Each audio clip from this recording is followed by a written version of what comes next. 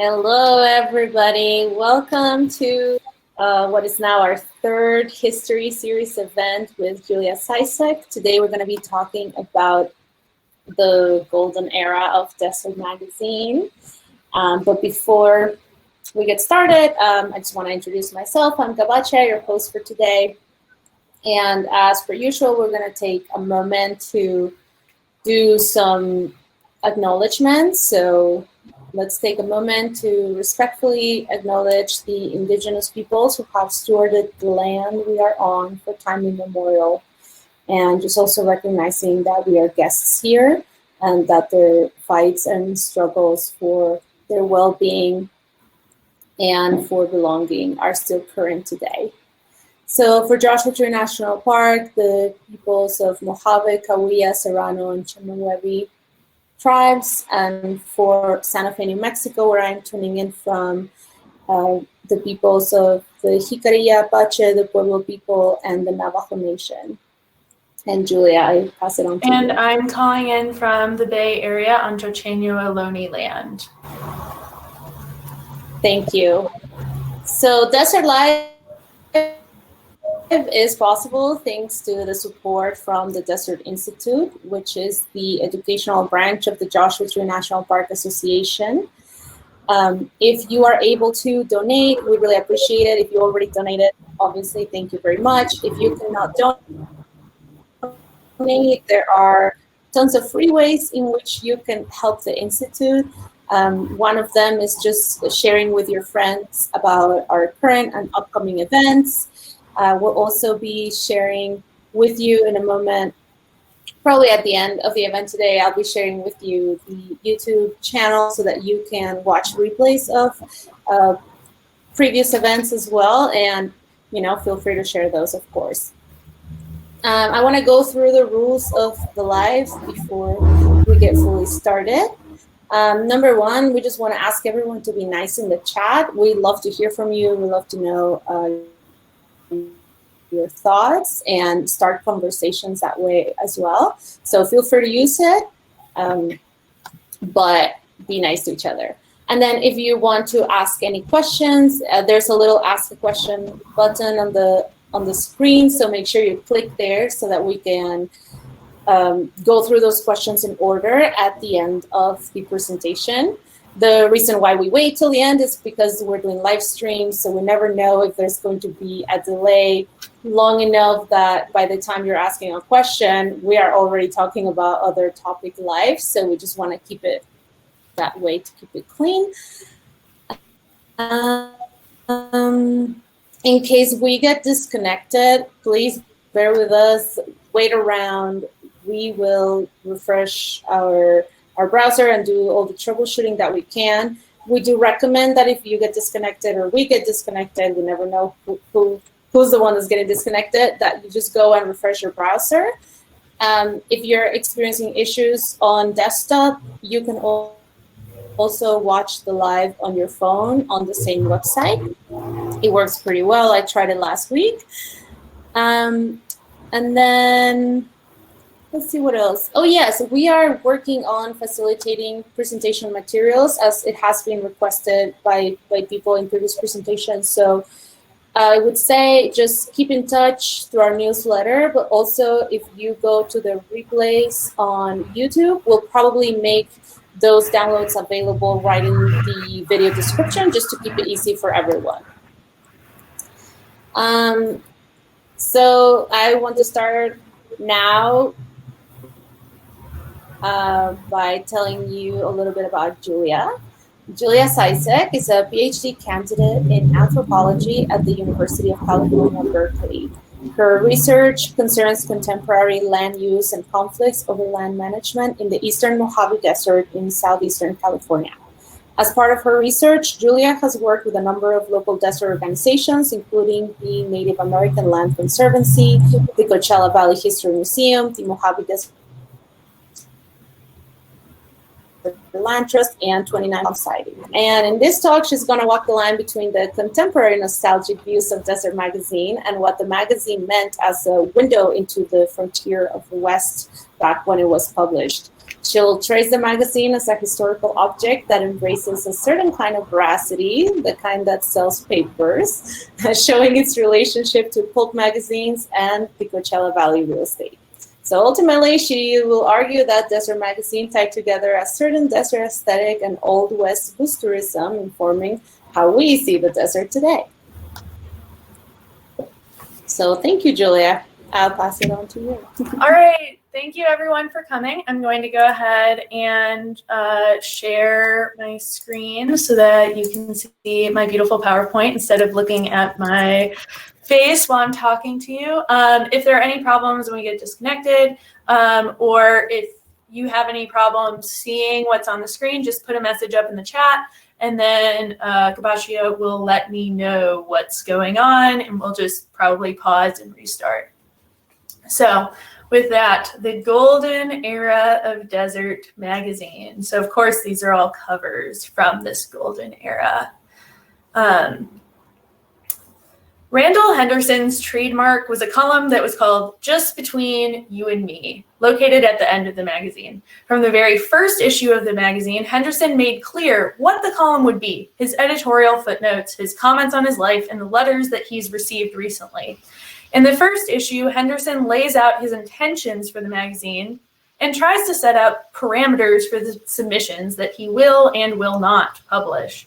In all honesty, it actually seems like he's trying to lay it out so that he will not get submissions for the kinds of publications that he doesn't want, in part because he makes a tactical error in promising that he will actually respond to every manuscript that is submitted to the magazine, telling them why they were rejected.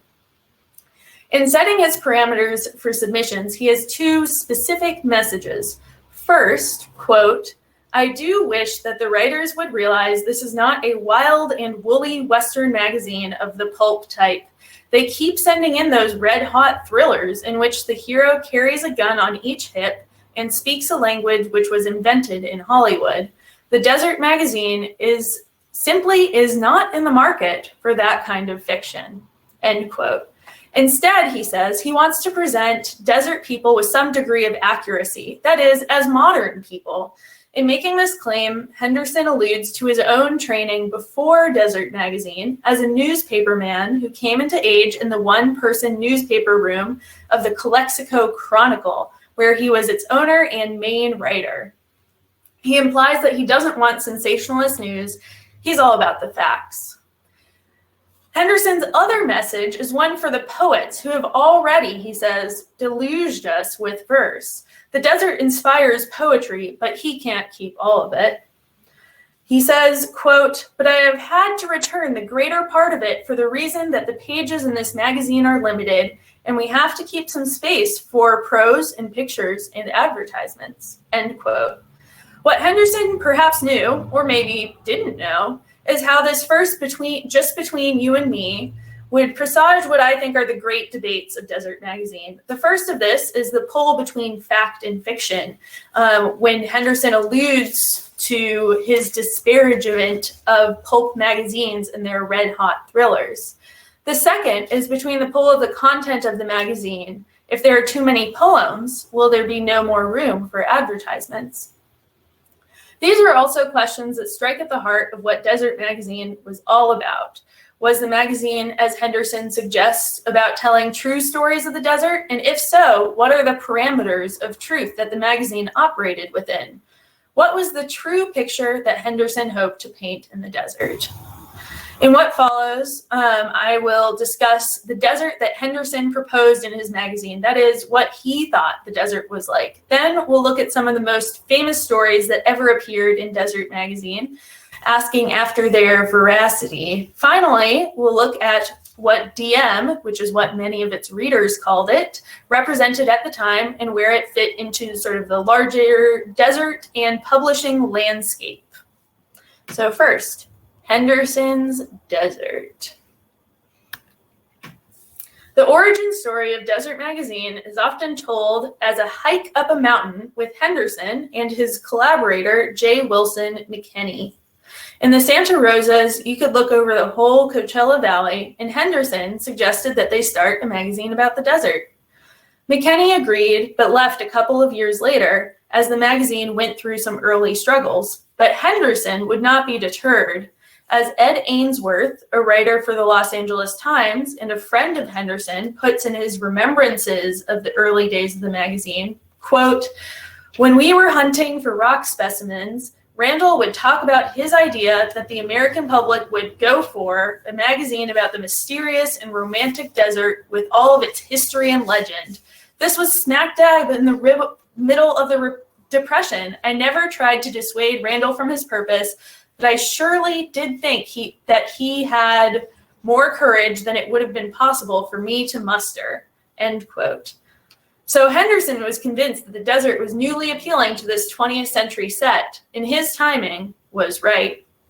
While in the 19th century, deserts were dangerous places to cross on foot, it wasn't until the construction of the transcontinental railroads that people came to appreciate the desert in the American Southwest.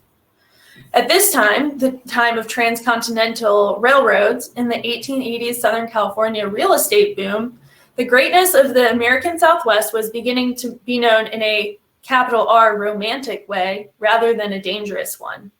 Boosters and promoters of the state had switched from gold rush eras of masculinity to swerve away from the backwardness and the danger of the state that had preceded it.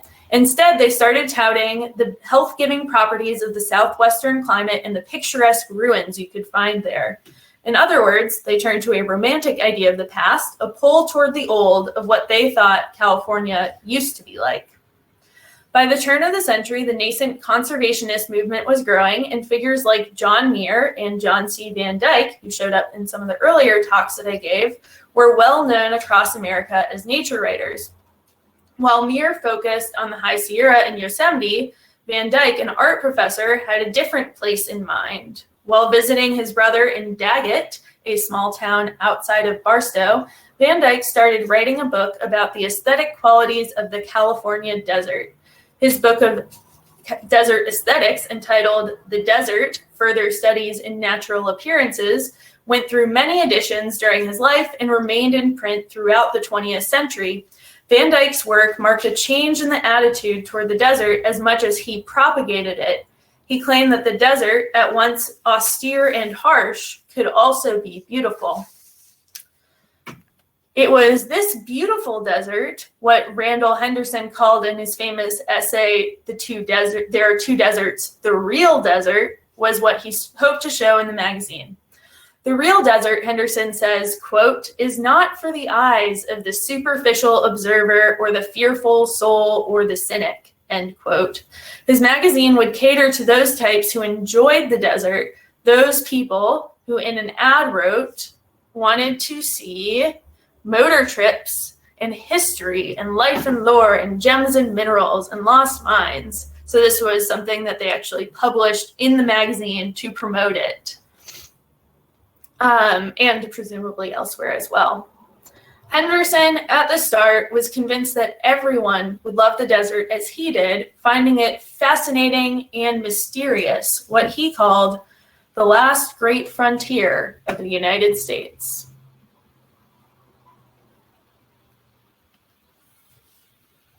The last great frontier, for you history buffs out there, is a reference to Frederick Jackson Turner's frontier thesis. In 1893, Turner declared that the American spirit and American development was premised on, quote, "the existence of an area of free land, its continuous recession, and the advance of American settlement on westward," end quote. For Turner, the American West was what constituted the possibility for the development of a distinctly American personality and type. A type, historians would later note, was distinctly a white man's West. The white man's West, as historians like Patricia Limerick and Jason Pierce would argue, was premised on the idea of a white racial utopia in the West, in which the roles for non-white groups were circumscribed and limited to the background, while white economies played in the foreground. The orderly American West, the city on the hill, was the place that people like Charles Loomis, the famous turn-of-the-century promoter, imagined Los Angeles would be like. And he published this magazine called The Land of Sunshine to promote settlement in California. But Henderson's frontier was very different from the kind of violent frontier that characterized Turner's description, or at least he thought so. Instead, Henderson's frontier was a place of mystery, intrigue, and stories, a place of a past California. Desert Magazine had a series that highlighted what Henderson thought was valuable in the desert: history series, art series, science series, nature series. The contemporary pieces, which told people where to travel and what they could find in their desert, were complemented by historical pieces that chronicled either interesting historical sites to visit or a good historical tale. The regular pieces covering history might be familiar to those who really knew desert history already, but they were always a good story about the search for gold or an old shootout. Perhaps one of the most famous historical tales covered in Desert Magazine history is one of the Willy Boy Tale, which I retell here as an example of a story that Henderson must have known was not quite as factual as he had promised his magazine to be. Often glamorized as the last great desert manhunt, the story of Willy Boy is better remembered as a tragedy today, according to his relatives, members of the Chemehuevi Indian tribe and the 29 Palms Band of Mission Indians. The tragedy, one of family, love, and a sheriff and his posse, began on a night when a man, William Mike, was shot and killed in Banning, less than 30 miles from Riverside. William Mike, known to white people as Old Mike Boniface, was a spiritual leader and a medicine man, a Chemehuevi from 29 Palms. The tussle that killed him was between him and another Chemehuevi man, known locally as Willy Boy, who had worked at the Gilman Ranch in Banning. Willie was in love with Carlotta, a Chemehuevi who was William Mike's daughter, but they were too closely related for Mike to agree to marry them. When Willie went to go talk to William Mike on September 26, 1909, Mike turned up dead, either from a scuffle between them or a fit of anger on Willie's part. When Mike's death was reported the following morning by his wife Maria, Willie and Carlotta had already fled. The sheriff formed a posse to track down Willie and Carlotta, which resulted in a 2-week-long manhunt and Carlotta's death. The chase ended when the posse thought that they found Willie dead when they located an unidentifiable bloated body near what is today Landers, California. Chemehuevis today insist that Willie got away, which seems very likely to me. The story, though it was touted as being very important in the West, hardly even made it out to the East Coast. It was featured in the New York Times next to an article about a golf ball hitting an actress. But in Riverside in Southern California, the story was a big tale about the end of the American West. President Taft was about to make his first visit to the West, and more specifically to Riverside, California, a town that was just becoming known for its oranges and industry. Taft was scheduled to come along the railroad line and sit in a chair in Riverside that had been specially crafted to support his ample girth. The last thing anyone in Riverside wanted was for the town to appear like a disorderly Wild West town at the same moment that the president was finally visiting California. For years afterward, in Riverside, the story was subjects of plays and highly fictionalized accounts, becoming a certain kind of lore for Southern Californians, cemented alongside other California Indian stories like Ramona, the Helen Hunt Jackson bestseller of the 1880s. The Willy Boy story was highly fictionalized, not at all journalistic fact, and even accounts at that time were contradictory and hard to follow. But for Desert Magazine, Willy Boy was the perfect story of desert intrigue, and it appeared in its pages in the November 1941 issue. Any fact checker looking at this piece might immediately question its veracity, starting with the two men interviewed who James Carling, the article's author, described as, quote, gray-haired and elderly, end quote.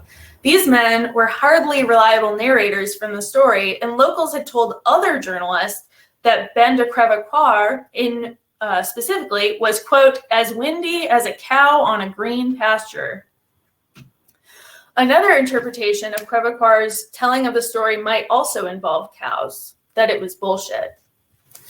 However, as historians James Sandos and Larry Burgess would later recount in their analysis of the different Willy Boy stories, even Crevecoeur's most outrageous retellings of the stories, contradictory of his earlier ones, were often taken uncritically by journalists and other writers.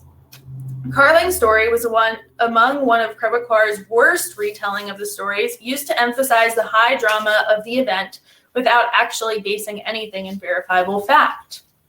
One example will suffice to raise fact checkers' suspicions here. So let's just look at these markings in the lower left-hand corner on the slide. As part of the story, Carlotta was alleged to have written something in the sand, left a message behind, as was reported in newspapers at the time. But no one had ever quite gone as far to say exactly what she had left behind. As you can see, the letters in the bottom left are pretty much unintelligible. You can't quite make heads or tails of them. However, in the article, he actually goes as far as to interpret exactly what he thinks it says. It's also, of course, complicated by the fact that Carlotta herself was illiterate and that Chemehuevi did not have a written form at that time. And so it seems highly unlikely that they would actually be able to say anything about what she could have left behind in the sand. But instead of all of this, the story claims fact. Carling begins his piece telling us about his search for the true version of the story, but it seems obvious that this was not the case as soon as you look at the article with a critical eye. Later scholars, like Sandos and Burgess, who I already mentioned, would show the way that these uncritical reflections on the Willy Boy case reinforce negative and racist stereotypes of Native Californians without illuminating anything about history. Perpetuating certain ideas about natives continues to legitimize their dispossession and the moral correctness of the white groups like the Posse who claimed to chase Willy Boy down. As a tale of Western lore, the Willy Boy story shared less in common with the kinds of magazines that Henderson had hoped to emulate, and more with pulps, trashy, lowbrow magazines that were supposedly targeted at low-class readers. Pulps, which were predominantly published in the 1920s and 1930s, largely published fiction, and Henderson despised them. While the true pulps were published on the kind of pulpy paper that was known to disintegrate, the pulps that emerged during the post-World War II period were on glossy paper that withstood the test of time and stood up in the archives that I found at UC Riverside a couple of years ago. By the late 1930s, a new category of true adventure pulps had emerged, and the category exploded in popularity after World War II. It was in these publications in the early 1960s that Willy Boy became a story that was part of the headlines alongside My Wife is a Stripper and Baseball's Biggest Drunk. The reason why the Willy Boy story appeared so suddenly new in the 1960s was the 1960 publication of a book, Willy Boy, A Desert Manhunt, a best-selling book that highly fictionalized, but as Harry Lawton, the author, would claim, was also entirely true, was a highly fictionalized version of the Willy Boy story that was later adapted into a film starring Robert Redford in 1969. Yet the pulpier magazines like Duel, or my personal favorite retelling, Man's Conquest, would show just how sensationalized the story would become and how it was impossible to separate fact and fiction in these kinds of publications, and arguably in Lawton's book as well. Indeed, after Henderson left Desert Magazine, the magazine hired some famous pulp writers, perhaps the most famous of whom is Earl Stanley Gardner, the lawyer turned author who is behind Perry Mason. But before Perry Mason, Gardner was a pulp magazine writer who wrote a monthly column for Argosy, the greatest of all the pulp magazines, called The Court of Last Resort, which was also briefly made into a TV show. For Desert Magazine, Gardner would write articles about rock hounding and Peg-Leg Smith, which were both very on-brand for the magazine, and the Peg-Leg Smith stories were very similar to this kind of Willy Boy story. The thin line that separated out some of Desert Magazine's most sensationalist articles from the pulps was sometimes broken, as in the case of the Willy Boy story. Yet Desert Magazine, as much as I am claiming that it's like walking a thin line between and close to becoming a pulp, is not exactly the same as man's conquest. Rather, they occupied a continuum of making mid-century masculinity and reinforcing certain gendered norms. While men's true adventure magazines reflected mid-century anxieties about American masculinity, the women who ruled them with an iron fist and the man in a gray flannel suit who sought escape from his workplace, Desert Magazine promoted a much more family-friendly iteration of that ideal, in which the escape could be with your family on a rock-hounding adventure. For example, this 1943 article on opals is little more than an advertisement for this remote part of northwestern Nevada. After giving a brief overview of the area and what kinds of opals could actually be found there, Quick, the author, then discusses what could be found there opal-wise and how many of the ordinary gem hunters miss out on the most valuable materials there. Adding in information about a kind miner who allows you to search his tailings, that's the leftovers after you take out the good bits, for free, the article concludes by talking about what the area can offer to an adventurer. Quote, "This virgin valley is still a virgin land, which creates a fever in the mind of any gem hunter. When freedom returns and one can go where he pleases, when he pleases, for as long as he pleases, I intend to head immediately for that Nevada wonderland of lavender rocks, really primitive life, and those gems that possess everything that make all other gems entrancing, the opals." End quote. This kind of article, offering enticing information about a place to go rock hounding in the desert, is absolutely normal for the publication. It specifies a general location to go, tells you a little bit about what experts say of the region. He talks to a couple of university professors and provides just enough background to be interesting. As Henderson would say about the desert, it's the last frontier. It's time to go explore. As the magazine continued to develop, readers would get more detailed trip logs, whereas it's not quite clear, based on this article by Leland Quick, whether he's actually ever been to the Virgin Valley. Harold Waite's account of the Whipple Mountains by the Colorado River leaves no doubt in the minds of the readers about where they went or what it was like. Waite's account here highlights both his experience and his wife, Lucille, who also worked at Desert Magazine, their experience. It starts out with a memory. "Remember when we went to that jasper bed with those other folks? And then a drive, a flat tire, and a Mary on their way to the Whipples." Like many travel companions, Harold feels compelled to jump back into the origin of the name of the Whipples as he weaves a story about A.W. Whipple and Joseph Ives, who were on a military expedition up the Colorado River in the search for a 35th parallel route across the United States in the 1850s. The men, on a boat headed up the river, encountered Chemehuevis who were amused by the boat and their attempts to find the mountain they were looking for. Waite finds in the Ives notes that he comments on the arrows that Chemehuevis had. Today, Waite speculates the tips of the arrows are made with jasper, exactly the gem he's looking for.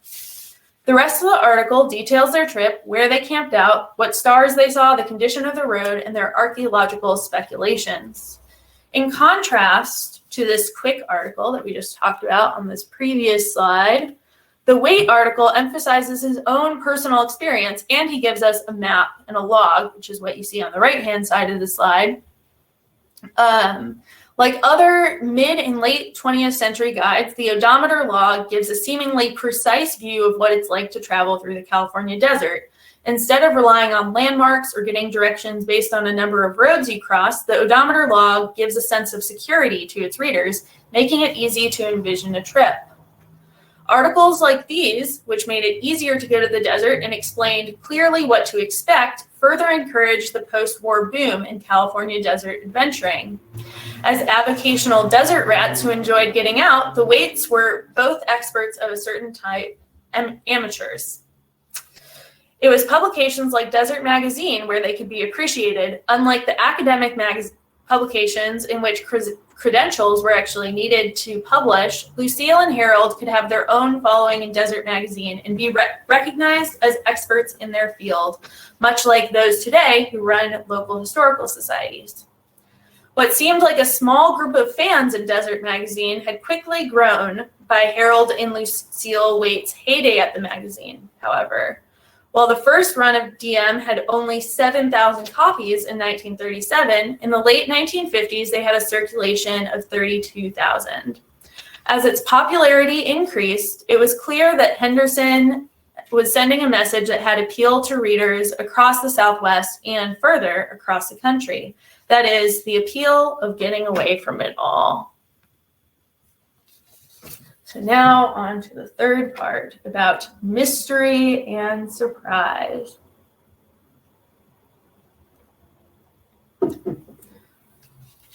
One of the most popular and long-running series in Desert Magazine was a 9-year series by a man who took his family to live in the desert, Marshall South. His first column in February of 1940 chronicles his family's time at what he calls Yakitepec, or Ghost Mountain. He jumps right into the story as if the reader is already familiar with his family, talking about what his family hopes the new year will bring. He also hints in this first article about the kinds of questions that readers might have about their lifestyle as he responds to questions that he gets from an anonymous visitor who serves as a proxy for the Desert Magazine reader. Don't you get lonely away up here on the mountain? He replies that it would be impossible to be lonely in the desert, a place of mystery and surprise. Later columns would detail his family's life with exciting details, many of them embellished, about their desert life and family life. South had pitched his series of columns as an experiment in primitive living to the magazine, a return to an earlier, more primitive self. His family would be clad in odd garments, something between wraps and clothes, that is, if they weren't nude.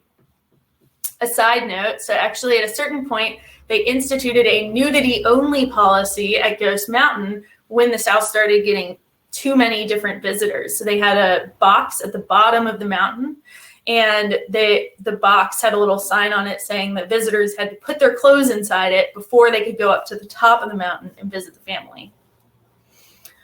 The South's experiment in primitivism was inspired by what they thought Native Americans were like in the area, beginning with the name Yakitepec, which was inspired by Yaqui indigenous peoples in Mexico. In practice, their interpretations of primitivism came more from their ideas about what indigenous people in the United States and Mexico did, rather than some sort of reality. They also took sort of like a worldwide pan-indigenous vision. So Marshall, the father, in some Super 8 film later narrated by his son, is said to have lovingly carried a knife that a friend in a nearby town had gotten for him in India. South's claim of living the primitive life was complemented by the native ancestry that he implied and sometimes claimed, at one point telling a newspaper that he had Cahuilla heritage. Of course, this claim, like many other claims of what scholar Philip Deloria calls playing Indian, was patently false. South had been born and raised in London and had a very thick English accent, even though he spent a lot of efforts hiding his past life from before his time on Ghost Mountain. The strangeness of South's pan-indigeneity, nudity, and general hippie-ish demeanor did not detract from his articles, which featured both practical tips on how to live in the desert, as alongside his long philosophical commentaries on what he thought the right way to live might be. For example, in the April 1940 issue, South explains how they make jerky on Ghost Mountain. And this is an image. You can see all the jerky hanging in the air. He details the processes that they use to string it up after they secure the meat, even though he doesn't actually mention the process of getting the meat, probably because his methods for getting the meat were not quite as primitive as he could have suggested elsewhere. He was rumored to use a gun to catch all of the meat. It seemed like it was often that Marshall's professed primitivism was not at all what it seemed, though. In the neighboring town of Julian, where Marshall and Tanya, his partner, converted their income from writing, her poetry and his pulp novels and Desert Magazine articles, into food. Julian townspeople came to know the family. Alice Blanc, the daughter of the Julian garage owner, recounted to her daughter that she was always struck by two things on her visits to the South on Ghost Mountain. First, the way that they carefully tried to hide their Model A tracks and their Model A and the tracks at the bottom of the mountain. And second, the hugest can dump you ever did see, indicating that they had not perhaps lived off the land as much as they had suggested in their articles. Julian townspeople seemed to understand the South as a strange curiosity, but Desert Magazine readers saw them as the possibility for their own escape from the kinds of humdrum lives they were living. A March 1941 letter to the editor, which was asking to bring back the series after a temporary hiatus, said as much. Quote, "You see, Marshall South is the escape of a lot of people running on treadmills, racing in squirrel cages, slaves to businesses, jobs, possessions, and conventions. Lots of us know full well that our striving is futile, and the more we get, the heavier the load, but convention in modern life has so cast its spell upon us that we cannot pull away from it. So we escape through Marshall South. He does the things we would like to do. He lives our dream life for us." End quote. The appeal of South to readers, then, was not necessarily that they needed to actually know how to make jerky or to have a frontier life again, but they were glad that someone was finally living while they were all trapped inside. The Souths were a dream, in part because it seemed like they were really living. Eventually, however, these dreams would be broken. The idyllic seeming life on the mountain fell apart in late 1946 when Marshall left Tanya for a woman in town, a new lover. While Randall Henderson, in an article in the pages of the magazine, wrote that the South's departure from Ghost Mountain was because, quote, "two temperamental poets finally got on each other's nerves," end quote, Townies and Julian knew that Marshall had been spending more and more time away from the mountain with Myrtle Botts, a woman in town who was the daughter of restaurant owners and who also worked as a librarian. Tanya, meanwhile, was left on the mountain with their 3 children and felt abandoned by Marshall, who she claimed in her filings around the divorce did not help with the gathering of firewood or allow her to use the Model A, essentially leaving them stranded since they were 11 miles from town. Other controversies also began to swarm around the Ghost Mountain residents. Townspeople said that county welfare went up on the mountain, offering to the family that they could live better on public assistance rather than in the hot and cold winters and the very hot summers on the mountains. Tanya and the children, after the divorce, moved to a federal housing project in San Diego. Marshall, meanwhile, lived on a cot in Julian, out working as a janitor at the local library and still occasionally writing upbeat articles for Desert Magazine that contrasted with the depressing letters that he wrote to his family and friends. When he died of heart disease, Myrtle paid for his funeral, and he was buried in Julian next to a famous prospector. Today, the South Family Homestead, which was a 160-acre homestead patented in 1939, is part of Anza-Borrego Desert State Park, and it's accessible on a short trail, which is entirely uphill. The cabin that once had glass windows is now a ruin that visitors can see. And this is a picture that I took of it a couple years ago when I went to go see it. So here we go, looking for gold. Desert Magazine was not selling a reality, but rather a technicolor desert dream of what the desert used to be like. It was a promotional magazine for the California and Southwestern deserts in the same vein as other magazines like Arizona Highways. Its successes mirrored what scholars of the history of magazines would argue was the rise of special interest magazines in the 1960s. And while one goal of the magazine was to sell more copies and to give to its readers the dream of the desert, another was to sell advertisements. Early Desert Magazine issues advertised events and places, columns of advertisements for places to stay in the desert or events to attend. On brand with the messaging of the magazine, they also included things that were potentially desert specialties like dates, or gems.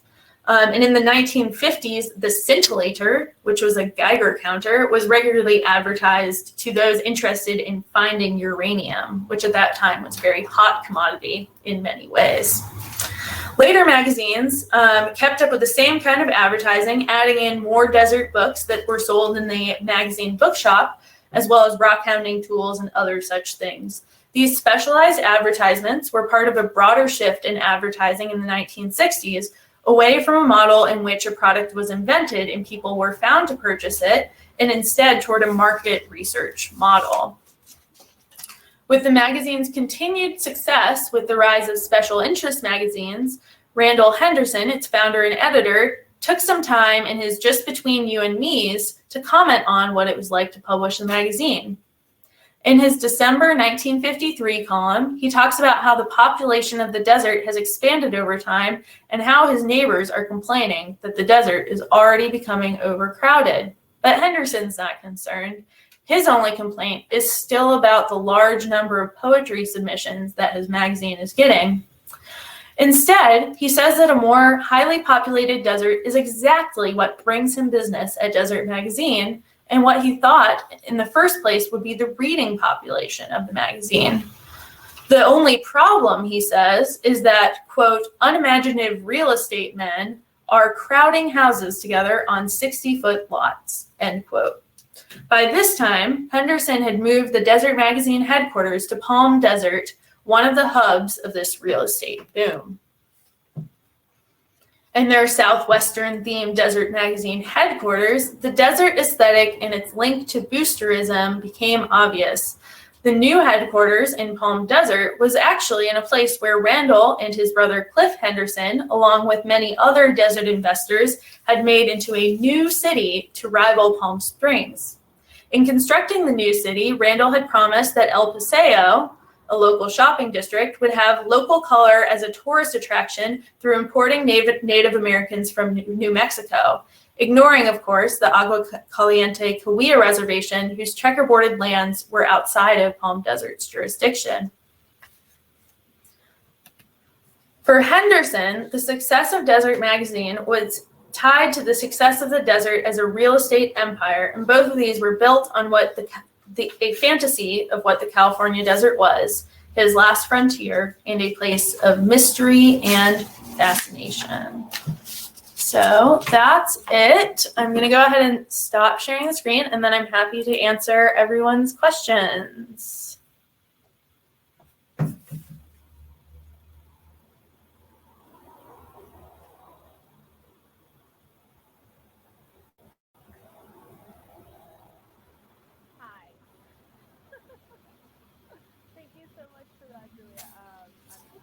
Okay, why did the publications stop? So Henderson retired from the publication after running it for 21 years. And then after that, there was sort of like a series of investors who picked up the magazine. I think that it ended up, it was in the late 70s or the early 80s when it like finally ended, but it had been on a declining route since then, which also for like historians of magazine publishing, most of them would say that in the 90s, like a different kind of magazine came into being. So it was sort of the end of the special interest magazine era.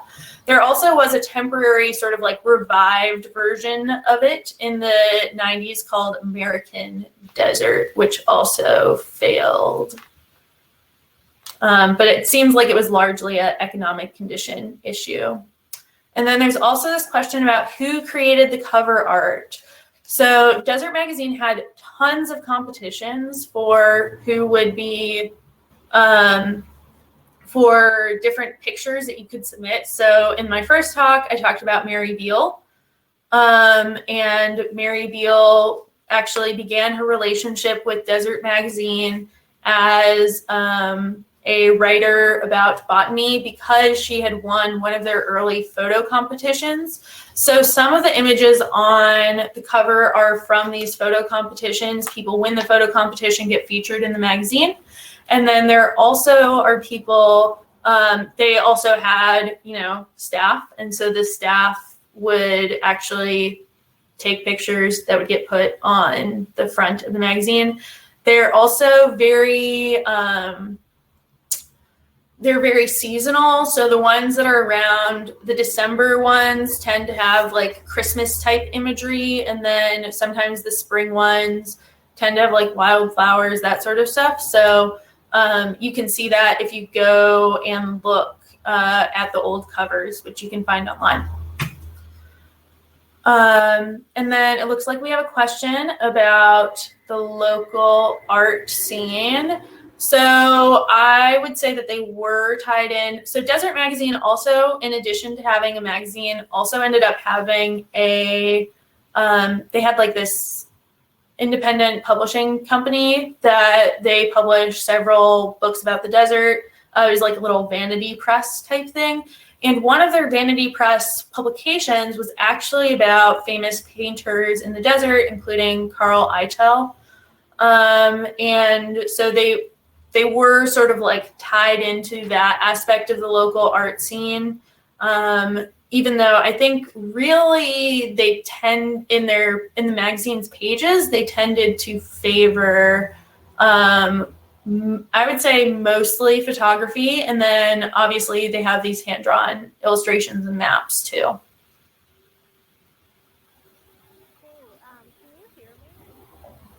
Gabachi, I can't hear you.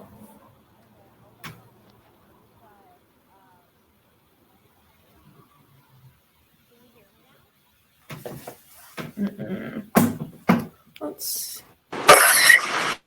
Okay, hold on. I'm trying.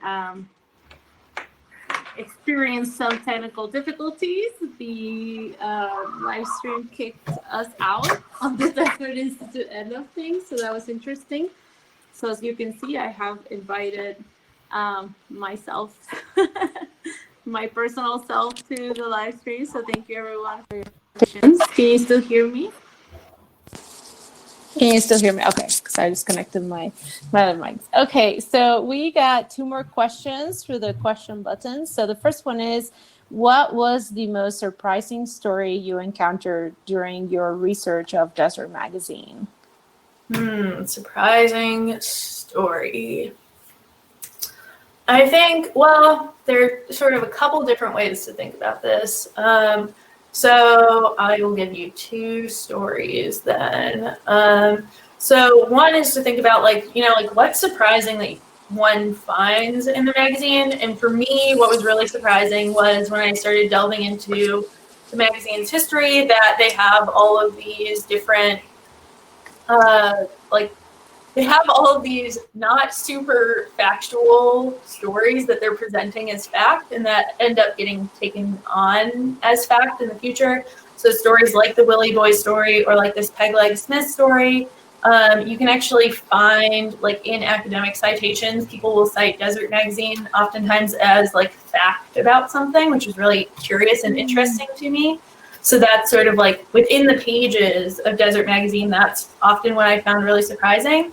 And then the other thing would be about like sort of like things that I discovered sort of in the process of this research. And so Randall Henderson's personal papers are kept at the Bancroft Library at UC Berkeley, which I've looked at just in the process of learning more. And one of the things that was really surprising to me is there are a bunch of letters that are addressed to him, including from his time when he was working at the newspaper down in Calexico.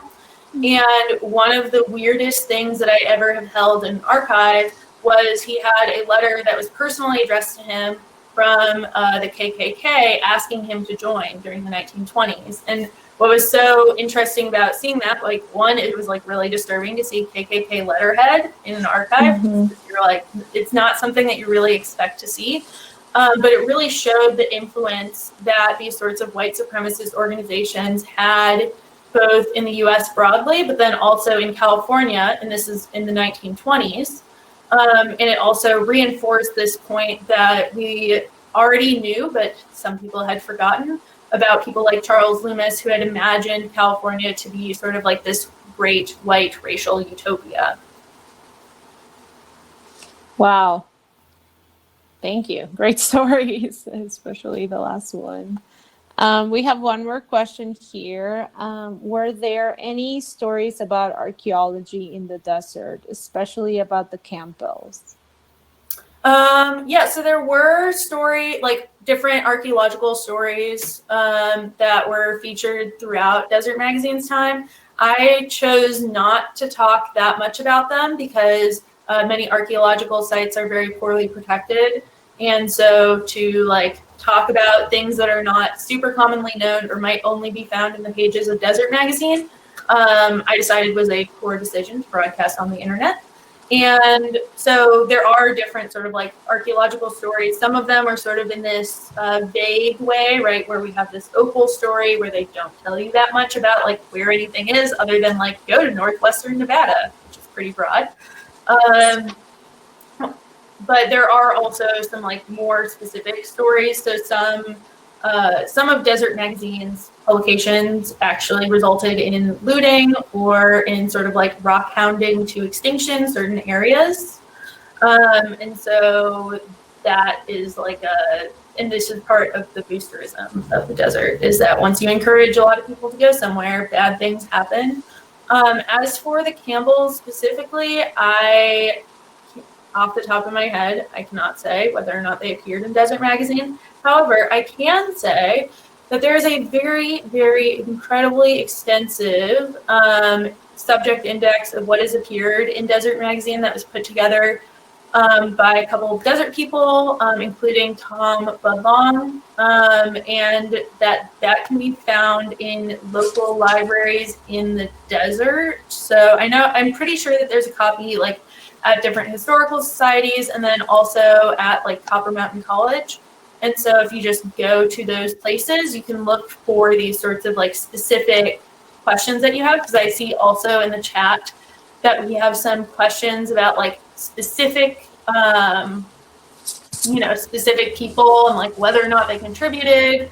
There are I can definitely say there are stories about Death Valley Scotty. I don't think he contributed to the magazine because he was before temporally the era. I think there's an interview with Bill Keyes in the magazine at some point, but it doesn't really follow his.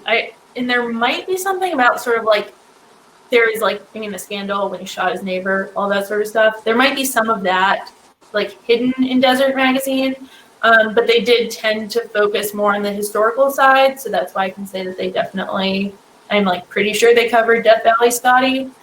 And he's also sort of this archetype of the figure of someone who goes to look for gold in the desert, doesn't find any, but still ends up rich by getting a bunch of people to finance his explorations in the desert. So he's a perfect tale for Desert Magazine. But yeah, I would say to Scott, go check out the subject index if you're interested in learning more about those. There's also, what is the name? There's a really excellent book on Bill Keyes that I cannot remember the name of right now.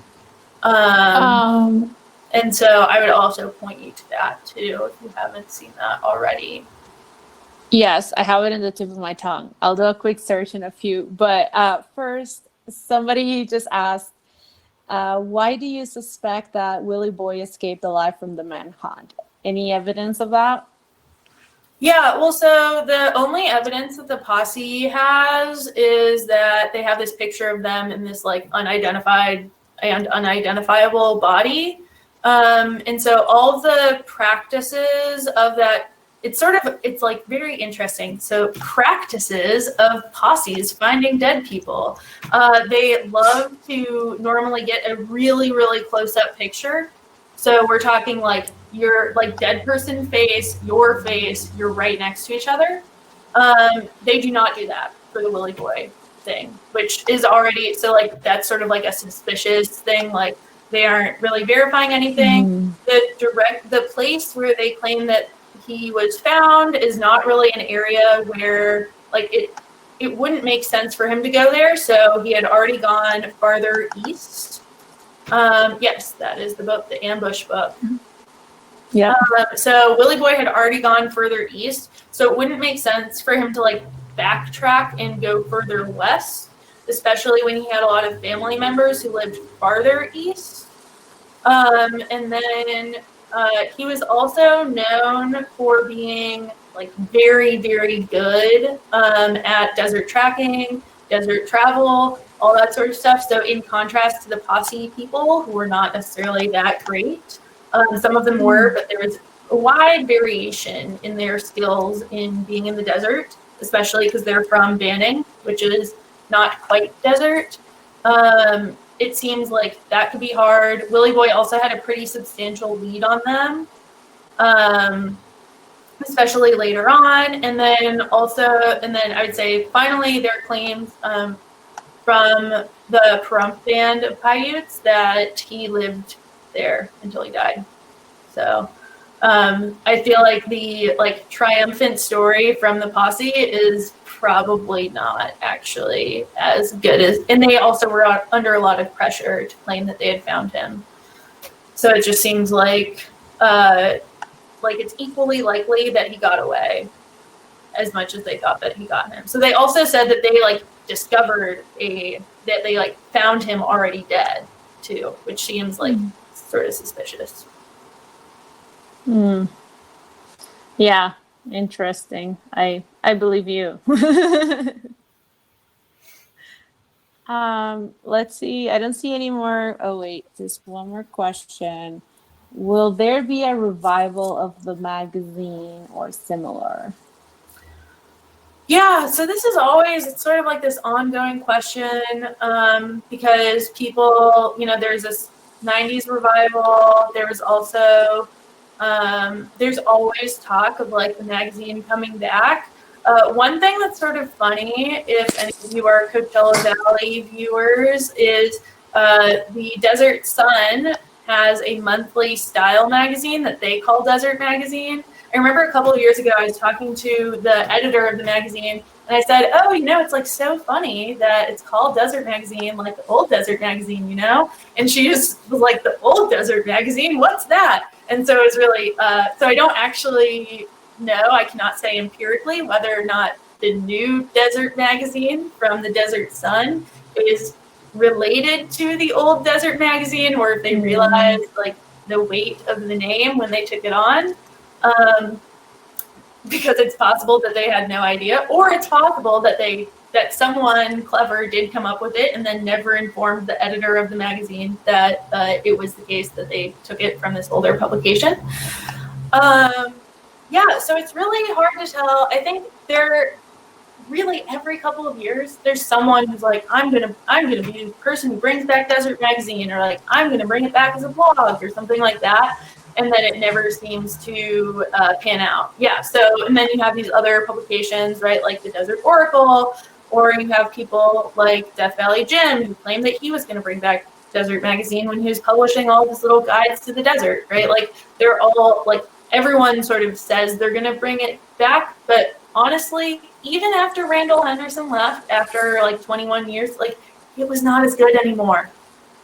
Really went downhill. So I think it might be the case that like it was sort of like this special, magical, weird time, and Desert Magazine was really well suited to that time. So like if you look at a publication like Arizona Highways, which is very similar to Desert Magazine, but with a much bigger publication and sort of like more of a public-facing view, like Arizona Highways does not do as well now as it used to do. It used to be like, we're talking like 300,000 subscribers, like really, really big.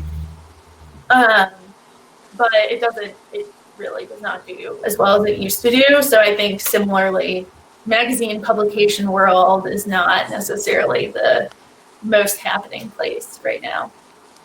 Yeah, I was going to say now the competition is pretty big with just digital media to just sustaining a print publication is definitely a very different challenge these days. Well, I think that was the last question. Sorry, I'm like looking over to the other screen where I can see the questions. So thank you so much, Julia, for a fabulous presentation. Thank you, everyone who joined us today.